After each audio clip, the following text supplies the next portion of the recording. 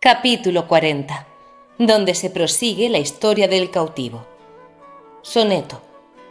Almas dichosas que del mortal velo libres y exentas, por el bien que obrastes, desde la baja tierra os levantastes a lo más alto y lo mejor del cielo, y ardiendo en ira y en honroso celo, de los cuerpos la fuerza ejercitastes, que en propia y sangre ajena colorastes el mar vecino y arenoso suelo. Primero que el valor faltó la vida en los cansados brazos que muriendo con ser vencidos llevan la victoria. Y esta vuestra mortal triste caída entre el muro y el hierro os va adquiriendo fama que el mundo os da y el cielo gloria. De esa misma manera le sé yo, dijo el cautivo. Pues el del fuerte, si mal no me acuerdo, dijo el caballero, dice así. Soneto. De entre esta tierra estéril derribada, de estos terrones por el suelo echados, las almas santas de 3000 soldados subieron vivas a mejor morada, siendo primero en vano ejercitada la fuerza de sus brazos esforzados, hasta que al fin, de pocos y cansados, dieron la vida al filo de la espada. Y este es el suelo que continuo ha sido de 1000 memorias lamentables lleno en los pasados siglos y presentes. Mas no más justas de su duro seno habrán al claro cielo almas subido, ni aun él sostuvo cuerpos tan valientes. No parecieron mal los sonetos, y el cautivo se alegró con las nuevas que de su camarada le dieron, y prosiguiendo su cuento dijo: rendidos pues la goleta y el fuerte, los turcos dieron orden en desmantelar la goleta, porque el fuerte quedó tal que no hubo qué poner por tierra, y para hacerlo con más brevedad y menos trabajo, la minaron por 3 partes, pero con ninguna se pudo volar lo que parecía menos fuerte, que eran las murallas viejas y todo aquello que había quedado en pie de la fortificación nueva que había hecho el fratín, con mucha facilidad vino a tierra. En resolución, la armada volvió a Constantinopla triunfante y vencedora, y de allí a pocos meses murió mi amo el Uchalí, al cual llamaban Uchalí Fartax, que quiere decir en lengua turquesca el renegado tiñoso, porque lo era, y es costumbre entre los turcos ponerse nombres de alguna falta que tengan o de alguna virtud que en ellos haya. Y esto es porque no hay entre ellos sino 4 apellidos de linajes que descienden de la casa otomana, y los demás, como tengo dicho, toman nombre y apellido ya de las tachas del cuerpo y ya de las virtudes del ánimo. Y este tiñoso bogó el remo, siendo esclavo del gran señor 14 años, y a más de los 34 de su edad renegó de despecho de que un turco, estando al remo, le dio un bofetón y por poderse vengar dejó su fe. Y fue tanto su valor que sin subir por los torpes medios y caminos que los más privados del gran turco suben, vino a ser rey de Argel y después a ser general de la mar, que es el tercero cargo que hay en aquel señorío.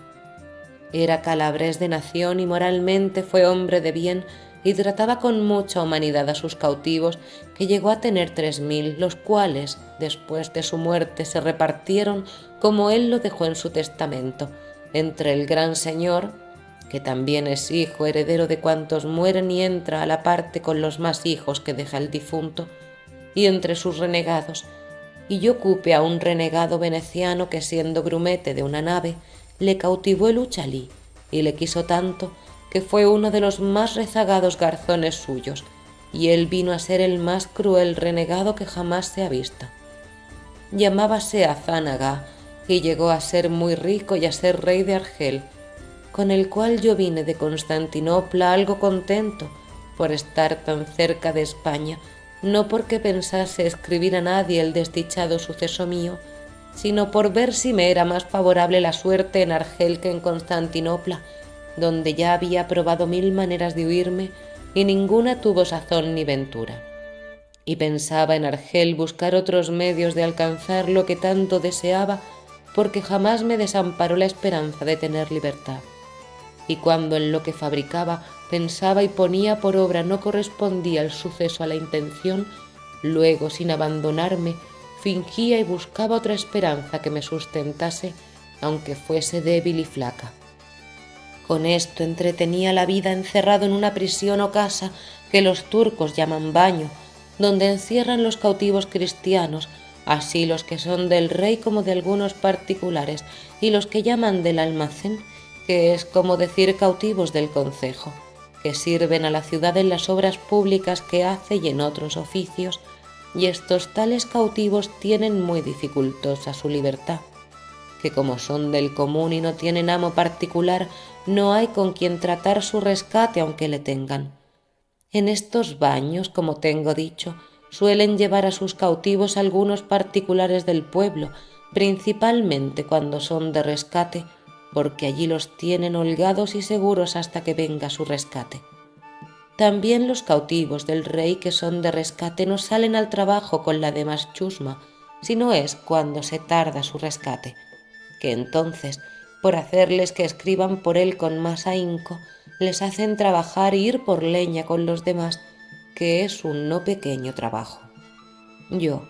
pues era uno de los de rescate, que como se supo que era capitán, puesto que dije mi poca posibilidad y falta de hacienda, no aprovecho nada para que no me pusiesen en el número de los caballeros y gente de rescate. Pusiéronme una cadena, más por señal de rescate que por guardarme con ella, y así pasaba la vida en aquel baño, con otros muchos caballeros y gente principal señalados y tenidos por de rescate. Y aunque la hambre y desnudez pudiera fatigarnos a veces, y aun casi siempre, ninguna cosa nos fatigaba tanto como oír y ver a cada paso las jamás vistas ni oídas crueldades que mi amo usaba con los cristianos. Cada día ahorcaba el suyo, empalaba a éste, desorejaba a aquel, y esto por tan poca ocasión y tan sin ella, que los turcos conocían que lo hacía no más de por hacerlo y por ser natural condición suya ser homicida de todo el género humano. Solo libró bien con él un soldado español llamado tal de Saavedra, el cual, con haber hecho cosas que quedarán en la memoria de aquellas gentes por muchos años y todas por alcanzar libertad, jamás le dio palo, ni se lo mandó dar, ni le dijo mala palabra, y por la menor cosa de muchas que hizo temíamos todos que había de ser empalado, y así lo temió él más de una vez, y si no fuera porque el tiempo no da lugar, yo dijera ahora algo de lo que este soldado hizo, que fuera parte para entreteneros y admiraros harto mejor que con el cuento de mi historia. Digo pues, que encima del patio de nuestra prisión caían las ventanas de la casa de un moro rico y principal, las cuales, como de ordinario son las de los moros, más eran agujeros que ventanas, y aun éstas se cubrían con celosías muy espesas y apretadas. Acaeció pues que un día, estando en un terrado de nuestra prisión con otros 3 compañeros, haciendo pruebas de saltar con las cadenas por entretener el tiempo estando solos, porque todos los demás cristianos habían salido a trabajar, alcé acaso los ojos y vi que por aquellas cerradas ventanillas que he dicho parecía una caña, y al remate de ella puesta un lienzo atado, y la caña se estaba blandeando y moviendo, casi como si hiciera señas que llegásemos a tomarla. Miramos en ello, y uno de los que conmigo estaban fue a ponerse debajo de la caña por ver si la soltaban o lo que hacían. Pero así como llegó, alzaron la caña y la movieron a los 2 lados como si dijeran no con la cabeza. Volvióse el cristiano y tornáronla a bajar y a hacer los mesmos movimientos que primero. Fue otro de mis compañeros y sucedióle lo mismo que al primero. Finalmente fue el tercero y avínole lo que al primero y al segundo. Viendo yo esto, no quise dejar de probar la suerte, y así como llegué a ponerme debajo de la caña, la dejaron caer, y dio a mis pies dentro del baño. Acudí luego a desatar el lienzo, en el cual vi un nudo, y dentro de él venían 10 cianís, que son unas monedas de oro bajo que usan los moros, que cada una vale 10 reales de los nuestros. Si me holgué con el hallazgo no hay para qué decirlo, pues fue tanto el contento como la admiración de pensar de dónde podía venirnos aquel bien, especialmente a mí, pues las muestras de no haber querido soltar la caña sino a mí, claro decían que a mí se hacía la merced. Tomé mi buen dinero, quebré la caña, volvíme al terradillo, miré la ventana y vi que por ella salía una muy blanca mano, que la abrían y cerraban muy apriesa. Con esto entendimos o imaginamos que alguna mujer que en aquella casa vivía nos debía de haber hecho aquel beneficio. Y en señal de que lo agradecíamos, hicimos zalemas a uso de moros, inclinando la cabeza, doblando el cuerpo y poniendo los brazos sobre el pecho. De allí a poco sacaron por la misma ventana una pequeña cruz hecha de cañas y luego la volvieron a entrar. Esta señal nos confirmó en que alguna cristiana debía de estar cautiva en aquella casa y era la que el bien nos hacía. Pero la blancura de la mano y las ajorcas que en ella vimos nos deshizo este pensamiento, puesto que imaginamos que debía de ser cristiana renegada a quien de ordinario suelen tomar por legítimas mujeres sus mesmos amos, y aun lo tienen a ventura, porque las estiman en más que las de su nación. En todos nuestros discursos dimos muy lejos de la verdad del caso y así todo nuestro entretenimiento desde allá adelante era mirar y tener por norte a la ventana donde nos había aparecido la estrella de la caña. Pero bien se pasaron 15 días en que no la vimos, ni la mano tampoco, ni otra señal alguna.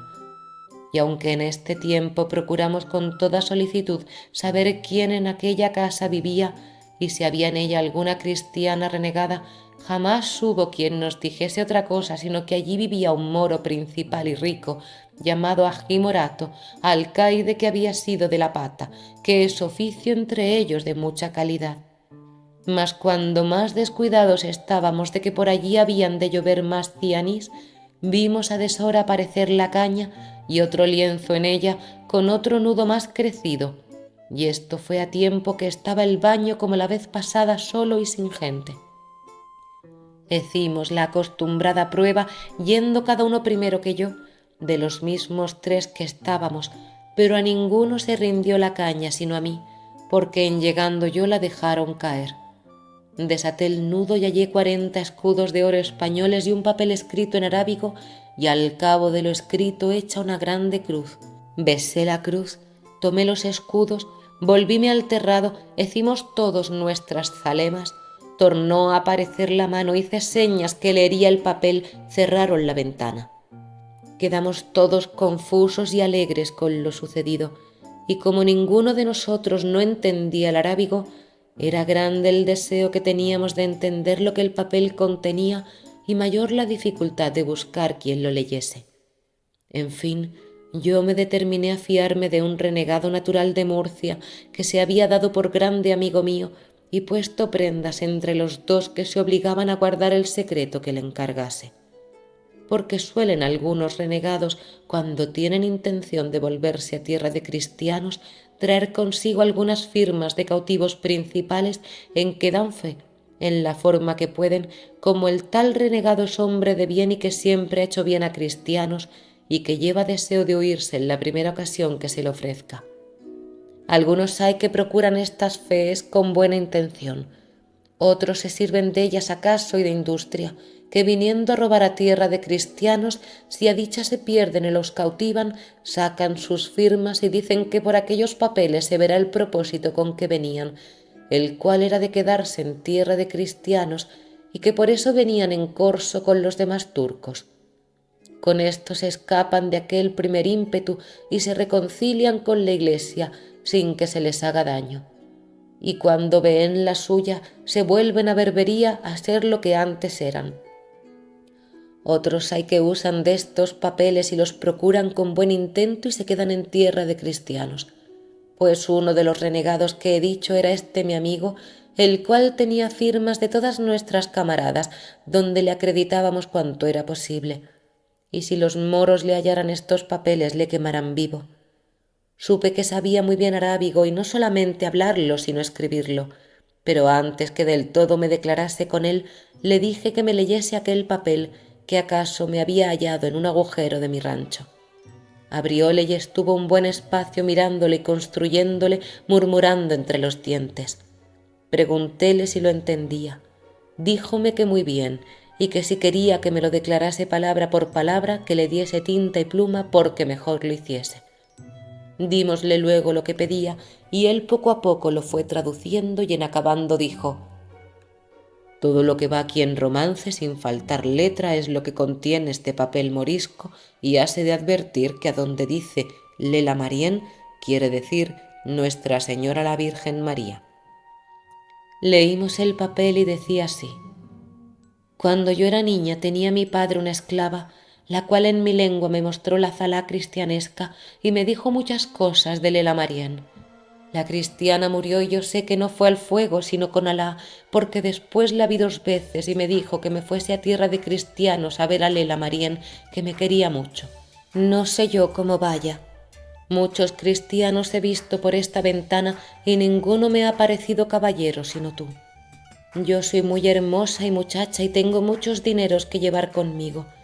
Mira tú si puedes hacer cómo nos vamos y serás allá mi marido si quisieres, y si no quisieres, no se me dará nada, que Lela Marien me dará con quien me case.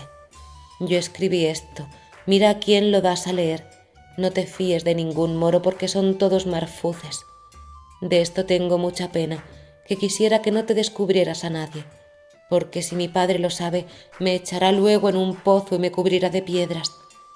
En la caña pondré un hilo, ata allí la respuesta y si no tienes quien te escriba arábigo, dímelo por señas, que Lela Marien hará que te entienda. Ella y Alá te guarden y esa cruz que yo beso muchas veces, que así me lo mandó la cautiva.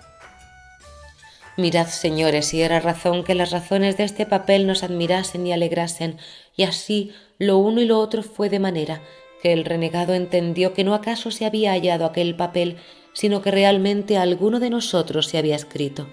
y así nos rogó que si era verdad lo que sospechaba, que nos fiásemos de él y se lo dijésemos, que él aventuraría su vida por nuestra libertad. Y diciendo esto sacó del pecho un crucifijo de metal y con muchas lágrimas juró por el Dios que aquella imagen representaba, en quien él, aunque pecador y malo, bien y fielmente creía, de guardarnos lealtad y secreto en todo cuanto quisiésemos descubrirle, porque le parecía y casi adivinaba que por medio de aquella que aquel papel había escrito había él y todos nosotros de tener libertad, y verse él en lo que tanto deseaba, que era reducirse al gremio de la Santa Iglesia su madre, de quien como miembro podrido estaba dividido y apartado por su ignorancia y pecado. Con tantas lágrimas y con muestras de tanto arrepentimiento dijo esto el renegado, que todos de un mesmo parecer consentimos y venimos en declararle la verdad del caso. Y así le dimos cuenta de todo sin encubrirle nada. Mostrámosle la ventanilla por donde parecía la caña y él marcó desde allí la casa y quedó de tener especial y gran cuidado de informarse quién en ella vivía. Acordamos ansimesmo que sería bien responder al billete de la mora, y como teníamos quien lo supiese hacer, luego al momento el renegado escribió las razones que yo le fui notando, que puntualmente fueron las que diré, porque de todos los puntos sustanciales que en este suceso me acontecieron, ninguno se me ha ido de la memoria, ni aun se me irá en tanto que tuviere vida. En efecto, lo que a la mora se le respondió fue esto: el verdadero Alá te guarde, señora mía, y aquella bendita Marien, que es la verdadera Madre de Dios, y es la que te ha puesto en corazón que te vayas a tierra de cristianos porque te quede bien. Ruégale tú que se sirva de darte a entender cómo podrás poner por obra lo que te manda, que ella es tan buena que sí hará. De mi parte y de la de todos estos cristianos que están conmigo, te ofrezco de hacer por ti todo lo que pudiésemos, hasta morir. No dejes de escribirme y avisarme lo que pensares hacer, que yo te responderé siempre, que el grande Alá nos ha dado un cristiano cautivo que sabe hablar y escribir tu lengua tan bien como lo verás por este papel. Así que sin tener miedo nos puedes avisar de todo lo que quisieres. A lo que dices que si fueres a tierra de cristianos que has de ser mi mujer, yo te prometo como buen cristiano, y sabe que los cristianos cumplen lo que prometen mejor que los moros. Alá y Mariem, su madre, sean en tu guarda, señora mía. Escrito y cerrado este papel, aguardé 2 días a que estuviese el baño solo como solía, y luego salí al paso acostumbrado del terradillo, por ver si la caña aparecía, que no tardó mucho en asomar. Así como la vi, aunque no podía ver quién la ponía, mostré el papel como dando a entender que pusiesen el hilo. pero ya venía puesto en la caña, al cual até el papel, y de allí a poco tornó a aparecer nuestra estrella con la blanca bandera de paz del atadillo. Dejáronla caer y alcé yo y hallé en el paño en toda suerte de moneda de plata y de oro más de 50 escudos, los cuales 50 veces más doblaron nuestro contento y confirmaron la esperanza de tener libertad. Aquella misma noche volvió nuestro renegado y nos dijo que había sabido que en aquella casa vivía el mismo moro que a nosotros nos habían dicho, que se llamaba Agi Morato, riquísimo por todo extremo, el cual tenía una sola hija, heredera de toda su hacienda, y que era común opinión en toda la ciudad ser la más hermosa mujer de la Berbería, y que muchos de los virreyes que allí venían la habían pedido por mujer, y que ella nunca se había querido casar, y que también supo que tuvo una cristiana cautiva que ya se había muerto, todo lo cual concertaba con lo que venía en el papel. Entramos luego en consejo con el renegado en qué orden se tendría para sacar a la mora y venirnos todos a tierra de cristianos, y en fin se acordó por entonces que esperásemos el aviso segundo de Zoraida, que así se llamaba la que ahora quiere llamarse María, porque bien vimos que ella y no otra alguna era la que había de dar medio a todas aquellas dificultades. Después que quedamos en esto, dijo el renegado que no tuviésemos pena, que él perdería la vida o nos pondría en libertad. 4 días estuvo el baño con gente, que fue ocasión que 4 días tardase en parecer la caña, al cabo de los cuales, en la acostumbrada soledad del baño, pareció con el lienzo tan preñado que un felicísimo parto prometía. Inclinóse a mí la caña y el lienzo, hallé en el otro papel y 100 escudos de oro sin otra moneda alguna. Estaba allí el renegado. Dímosle el papel dentro de nuestro rancho, el cual dijo que así decía: «Yo no sé, mi señor, cómo dar orden que nos vamos a España, ni Lela Marién me lo ha dicho, aunque yo se lo he preguntado. Lo que se podrá hacer es que yo os daré por esta ventana muchísimos dineros de oro. Rescataos vos con ellos y vuestros amigos, y vaya uno en tierra de cristianos y compre allá una barca y vuelva por los demás. Y a mí me hallarán en el jardín de mi padre, que está a la puerta de Babazón junto a la marina, donde tengo de estar todo este verano con mi padre y con mis criados. De allí de noche me podréis sacar sin miedo y llevarme a la barca. Y mira que has de ser mi marido, porque si no, yo pediré a Marién que te castigue. Si no te fías de nadie que vaya por la barca, rescátate tú y ve, que yo sé que volverás mejor que otro, pues eres caballero y cristiano. Procura saber el jardín, y cuando te pasees por ahí sabré que está solo el baño y te daré mucho dinero. Alá te guarde, señor mío». Esto decía y contenía el segundo papel, lo cual visto por todos, cada uno se ofreció a querer ser el rescatado y prometió de ir y volver con toda puntualidad, y también yo me ofrecía lo mismo. A todo lo cual se opuso el renegado, diciendo que en ninguna manera consentiría que ninguno saliese de libertad hasta que fuesen todos juntos, porque la experiencia le había mostrado cuán mal cumplían los libres las palabras que daban en el cautiverio, porque muchas veces habían usado de aquel remedio algunos principales cautivos,